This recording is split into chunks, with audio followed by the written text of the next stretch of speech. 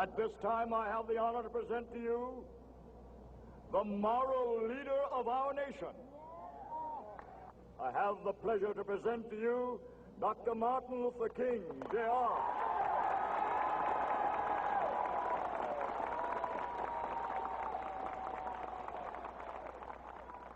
I am happy to join with you today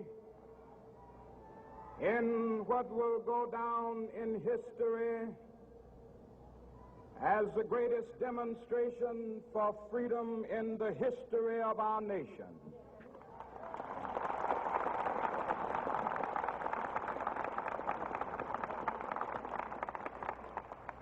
Five score years ago, a great American in whose symbolic shadow we stand today signed the Emancipation Proclamation. This momentous decree came as a great beacon light of hope to millions of Negro slaves who had been seared in the flames of withering injustice. It came as a joyous daybreak to end the long night of their captivity. But 100 years later, the Negro still is not free. 100 years later, the life of the Negro is still sadly crippled by the manacles of segregation and the chains of discrimination. 100 years later, the Negro lives on a lonely island of poverty in the midst of a vast ocean of material prosperity. 100 years later,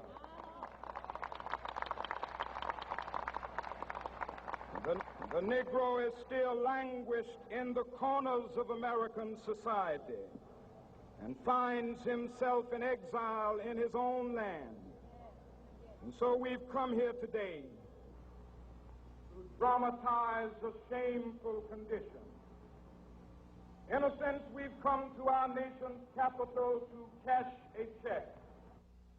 When the architects of our republic wrote the magnificent words of the Constitution and the Declaration of Independence, they were signing a promissory note to which every American was to fall heir. This note was a promise that all men, yes, black men as well as white men, would be guaranteed the unalienable rights of life, liberty, and the pursuit of happiness. It is obvious today that America has defaulted on this promissory note insofar as her citizens of color are concerned. Instead of honoring this sacred obligation, America has given the Negro people a bad check, a check which has come back marked insufficient funds.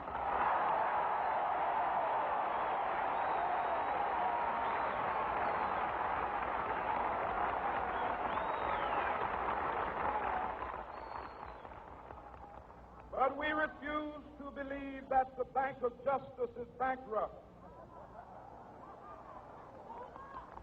We refuse to believe that there are insufficient funds in the great vaults of opportunity of this nation. So we've come to cash this check, a check that will give us upon demand the riches of freedom and the security of justice.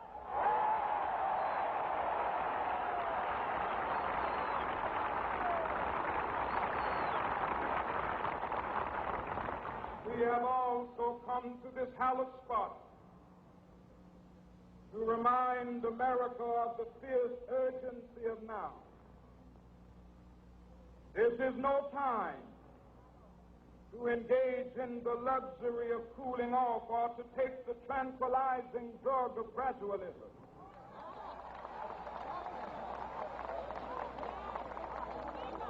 Now is the time to make real the promises of democracy. Now is the time to rise from the dark and desolate valley of segregation to the sunlit path of racial justice. Now is the time to lift our nation from the quicksands of racial injustice to the solid rock of brotherhood. Now is the time to make justice a reality for all of God's children. It would be fatal for the nation to overlook the urgency of the moment. This sweltering summit of the Negro's legitimate discontent will not pass until that is an invigorating autumn of freedom and equality. 1963 is not an end, but a beginning. Those who hope that the Negro needed to blow off steam and will now be content will have a rude awakening if the nation returns to business as usual.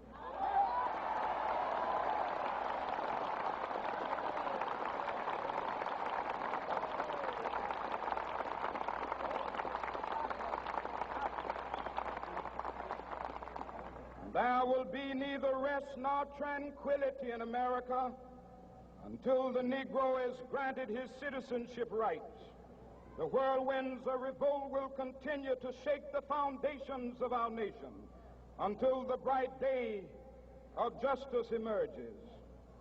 But that is something that I must say to my people who stand on the warm threshold which leads into the palace of justice.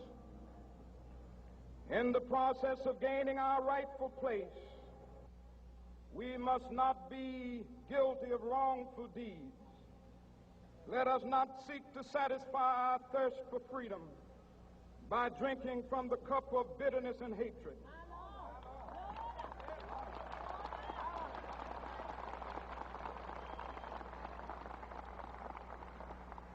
We must forever conduct our struggle on the high plane of dignity and discipline. We must not allow our creative protests to degenerate into physical violence.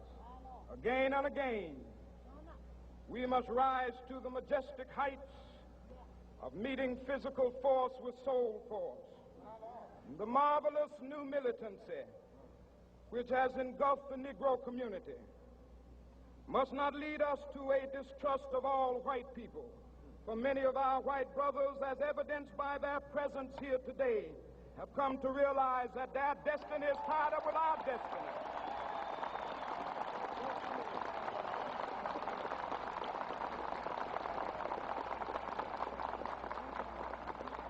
And they have come to realize that their freedom is inextricably bound to our freedom. We cannot walk alone. And as we walk, we must make the pledge that we shall always march ahead. We cannot turn back. There are those who are asking the devotees of civil rights, when will you be satisfied? We can never be satisfied as long as the Negro is the victim of the unspeakable horrors of police brutality. We can never be satisfied as long as our bodies, heavy with the fatigue of travel, cannot gain lodging in the motels of the highways and the hotels of the cities.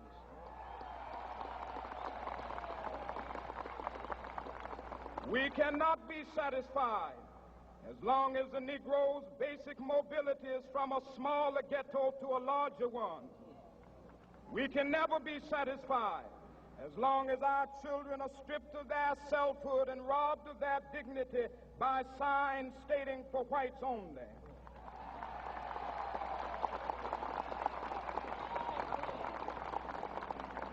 We cannot be satisfied as long as a Negro in Mississippi cannot vote and a Negro in New York believes he has nothing for which to vote.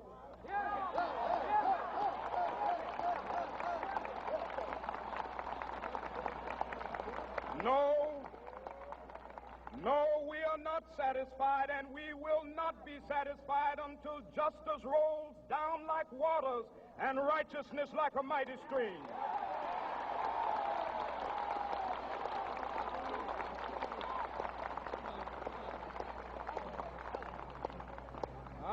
not unmindful that some of you have come here out of great trials and tribulations. Some of you have come fresh from narrow jail cells.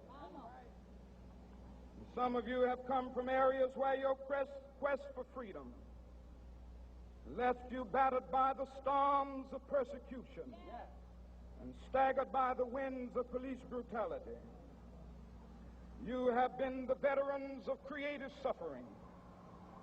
Continue to work with the faith that unearned suffering is redemptive. Go back to Mississippi. Go back to Alabama. Go back to South Carolina. Go back to Georgia. Go back to Louisiana. Go back to the slums and ghettos of our northern cities. Knowing that somehow this situation can and will be changed. Let us not wallow in the valley of despair. I say to you today, my friend,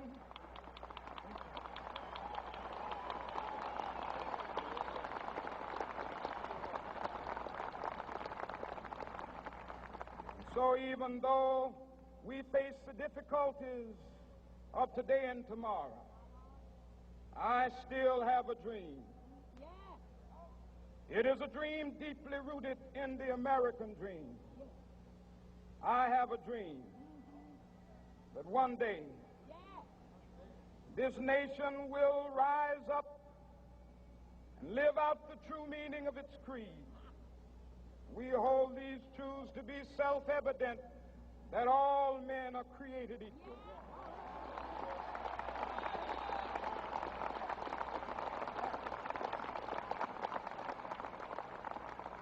I have a dream that one day on the red hills of Georgia, the sons of former slaves and the sons of former slave owners will be able to sit down together at the table of brotherhood. I have a dream that one day, even the state of Mississippi, a state sweltering with the heat of injustice, sweltering with the heat of oppression, will be transformed into an oasis of freedom and justice. I have a dream that my 4 little children will one day live in a nation where they will not be judged by the color of their skin, but by the content of their character. I have a dream today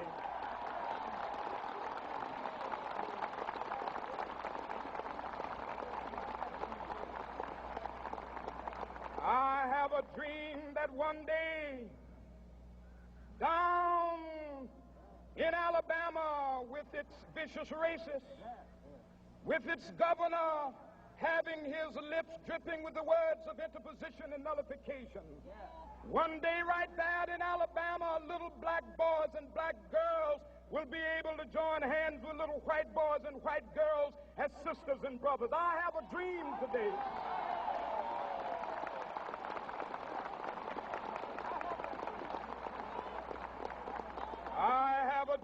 that one day every valley shall be exalted, and every hill and mountain shall be made low. The rough places will be made plain, and the crooked places will be made straight, and the glory of the Lord shall be revealed, and all flesh shall see it together. This is our hope. This is a faith that I go back to the South with. With this faith, we will be able to hew out of the mountain of despair a stone of hope. With this faith, we will be able to transform the jangling discords of our nation into a beautiful symphony of brotherhood. With this faith, we will be able to work together, to pray together, to struggle together, to go to jail together, to stand up for freedom together, knowing that we will be free one day. This will be the day. This will be the day when all of God's children will be able to sing with new meaning, "My country, tears of thee. Sweet land of liberty, of thee I sing. Land where my fathers died, land of the pilgrim's pride. From every mountainside, Let freedom ring, and if America is to be a great nation, this must become true. And so let freedom ring from the prodigious hilltops of New Hampshire. Let freedom ring from the mighty mountains of New York. Let freedom ring from the heightening Alleghenies of Pennsylvania. Let freedom ring from the snow-capped Rockies of Colorado. Let freedom ring from the curvaceous slopes of California.